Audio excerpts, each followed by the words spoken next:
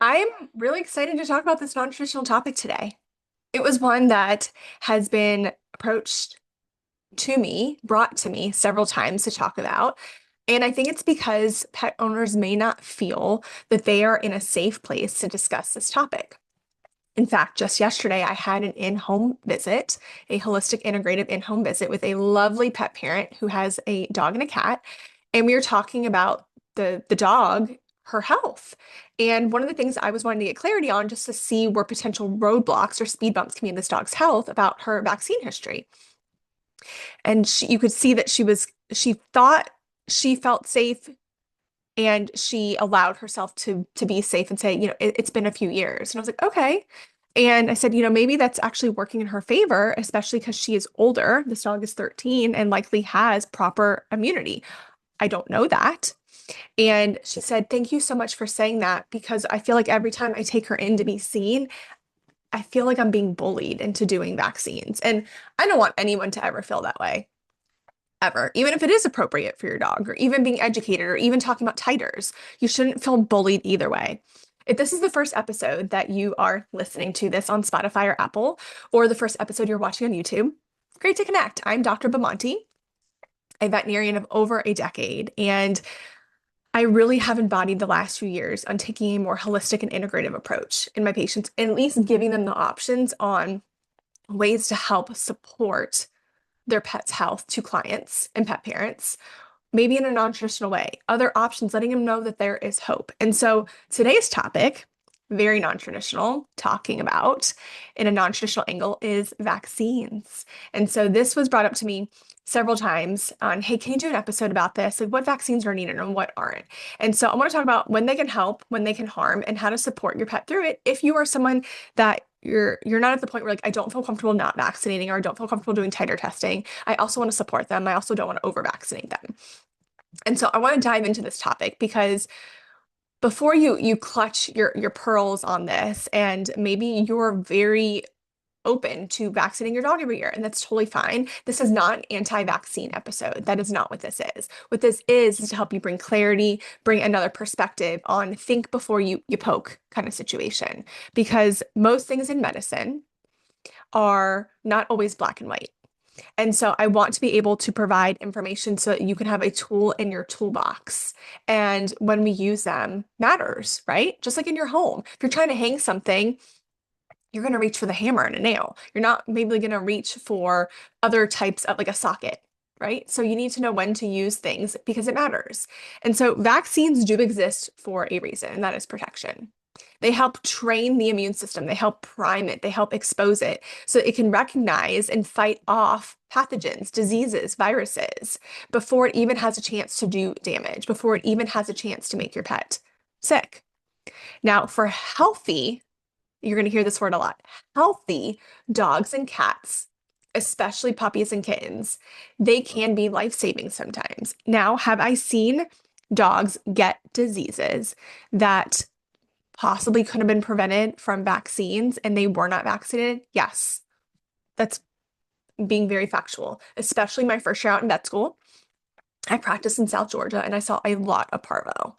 And almost all of the dogs that I saw with parvo had not been vaccinated or only received one. Now, do I think there's more to the story here? Like, can we peel back the layer and talk about immune system, genetics, nervous system regulation being passed down? Absolutely. I'm not negating that that could have played a role as well, nutrition, but also sometimes these are diseases we don't want to mess with. And so I want to be able to have a safe place where we can talk about this topic and really explore both sides. Because again, this is not an anti-vaccine episode. This is about being informed and making informed consent and being aware when to use the tools in our toolbox. And so when they're given at the right time to the right pet, vaccines can sometimes safely build immune memory, build immune responses, and create long lasting protection. And that is the key word here, long lasting. You're going to see where I'm going with that.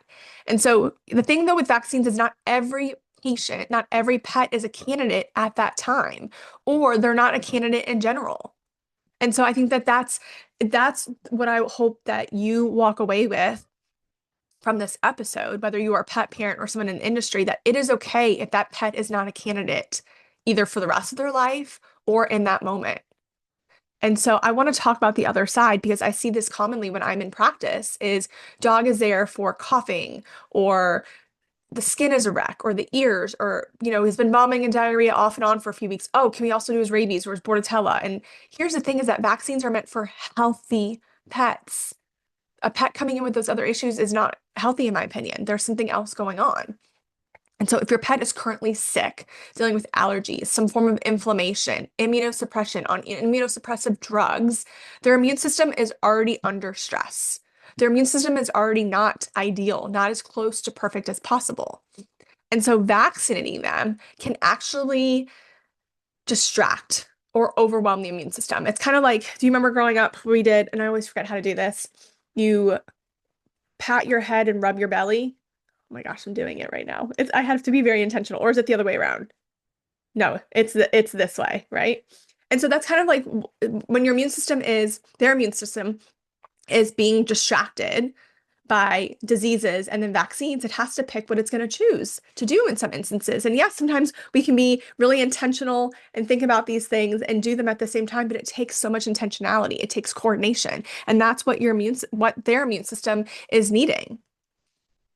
And so that's when in some pets we can have flare-ups and we can have regression in health. And that's when it's like, why I don't understand why my dog all of a sudden has allergies when we've lived in the same place and nothing else has changed. And I will tell you that sometimes that's how allergies do happen.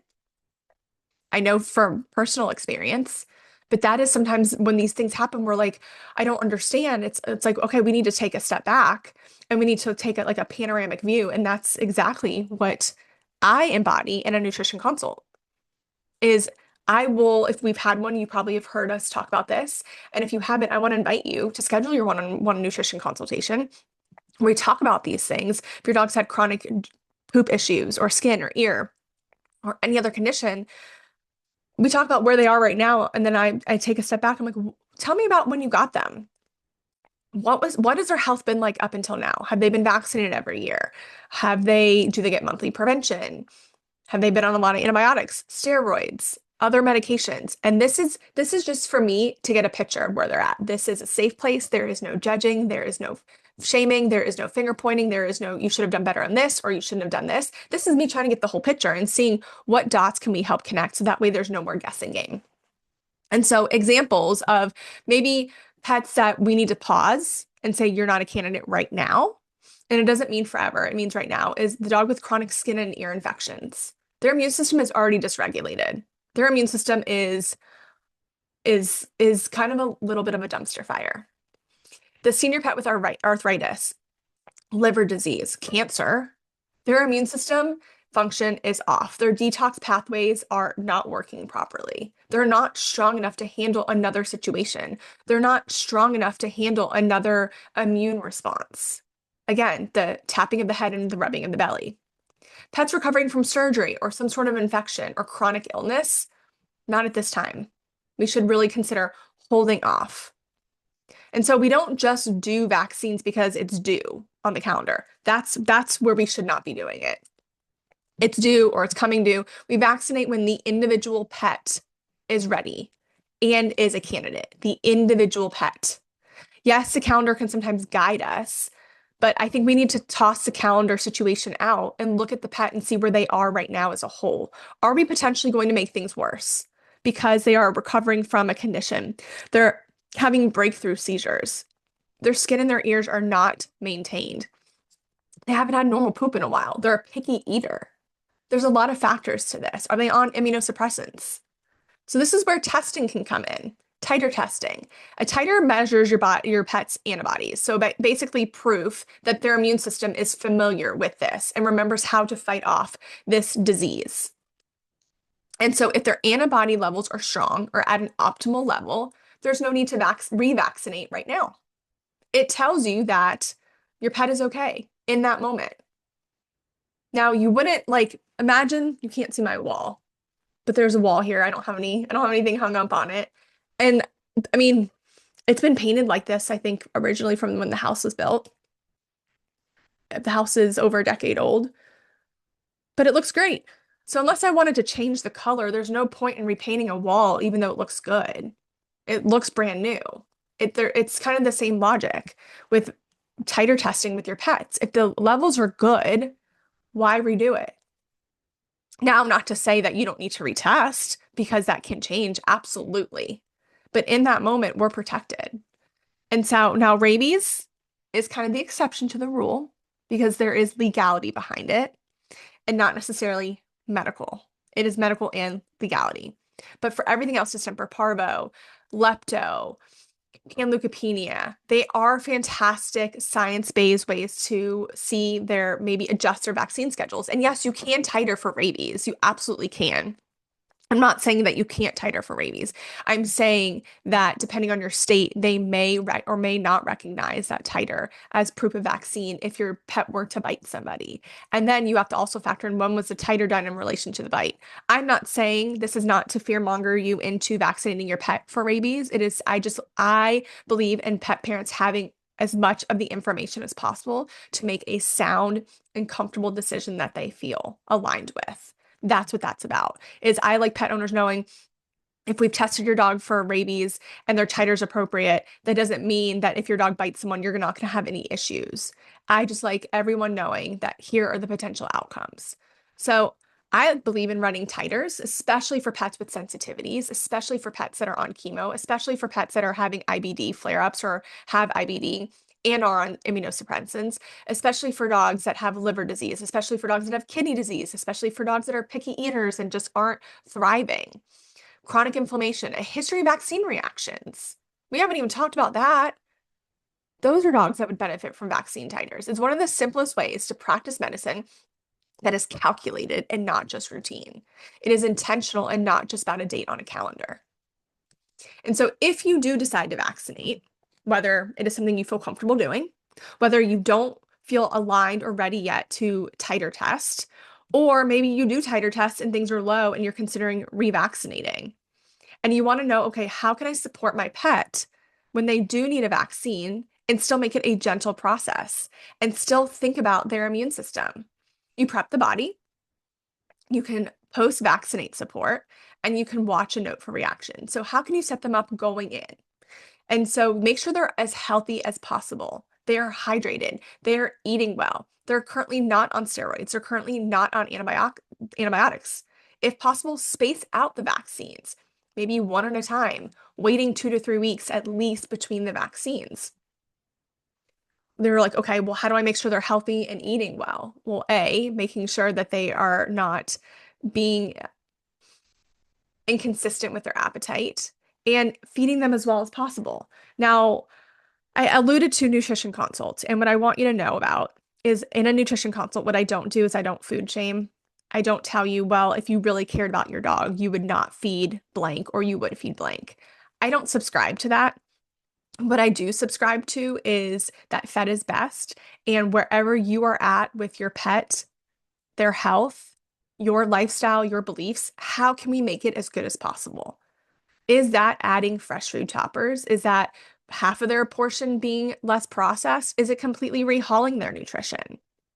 And so feeding them as well as possible, which is feeding them as least processed as possible. And how are there ways we can support their immune system? Post-vaccine support, using gentle detox support systems to support the liver, support the lymphatics, support the immune system, like milk thistle, turmeric. Now, some of these are going to be based on your pet and their energetics and what they like, but milk thistle is a great one. You can do it for a week after. You can do it every day if you wanted to, but especially after vaccines or after preventions or after medications, at least for a week, help support their liver, help support that detox, help support the lymphatics, get them moving, get them outside, get them in the sunshine. The mitochondria, which this is a throwback to, I don't even know what grade, in probably middle school, the powerhouse of the cell loves sun. So let's get them some sunshine. Let's get them walking. Let's make sure that we're not overburdening their system, their immune system with chemicals. I mean, I want to stay really intentional with this podcast because I could go into so many ways about this. And I just released a recent podcast episode a few episodes back. I encourage you about non-traditional tests. So if you're really interested in this topic on titer testing, or like what else can I do to figure out my pet's health, I want to encourage you to go back to that episode and listen to the non-traditional tests. Specifically, though, today we're talking about titer testing and vaccines. So helping them with post-vaccine support. And then watch for reactions. Are they lethargic? Are they extremely painful? Vomiting and diarrhea, swelling? We want to report it and we want to know about it and we want to know how to support them. Because vaccines shouldn't derail your pet's health. They should help support their immune system. And if it does derail it, we want to know so that we can tailor it. So where does it leave us on this conversation? Are vaccines good? Are they bad? And it really depends on the pet. And I know that that sentence and that subject, it just depends, is not necessarily clear. And I actually think it gives us a lot more freedom rather than vaccines are good or vaccines are bad. I think it really, and not to say that they're good or bad, I think it's really dependent on your pet, if they're appropriate or not, and if your pet is a candidate. And I think that that really gives us a lot more freedom than yes or no. That the depends in this situation gives us a lot more flexibility, that it's context dependent, it's patient dependent. And I hope that that makes you feel better. Because if they're healthy, yeah, maybe they could benefit from it. If their titers are low, maybe they could benefit from it. If they're a puppy or a kitten, maybe they benefit from their series and then titer testing after that. If they're sick or immunocompromised or something's just not right with them, pause, evaluate, consider titer testing and seeing if they're even a candidate for it. Because the goal is not to see who we can vaccinate the most. The goal is not to say, my dog is 13 and he's had 13 rabies shots or 13 parvo distempers or 10. That is not the goal. The goal is to vaccinate wisely. The goal is to vaccinate intentionally. The goal is to vaccinate safely. That is the goal. And so if this kind of approach, using medicine, using treatments thoughtfully, intentionally, and carefully, and not fearfully speaks to you, you are in the right place. I invite you to subscribe if you're listening to Apple or on Spotify or watching on YouTube. Subscribe so you can continue to hear content like this. If we've not connected on Instagram, or Facebook, I am at the non-traditional veterinarian. You can find me there whenever you scroll on your social media platform of choice. And if you want to know more about titer testing or vaccine detox support, you can head to my website if you are local to the Tampa Bay area. And maybe we can set up to do a holistic integrative veterinary visit to establish. If you're wanting a little bit more information like this and you're not local, then I want to invite you to schedule your one-on-one nutrition consultation where we can talk about these things. You can have tools in your toolbox that you can bring to your veterinarian and see what you guys feel collectively is a good fit for your pet. Because when we approach their care as a partnership, not a protocol, they can live better. We can set them up for success, which means we can set you up for success as a pet owner as well. Thanks for tuning in. I will catch you on the next episode.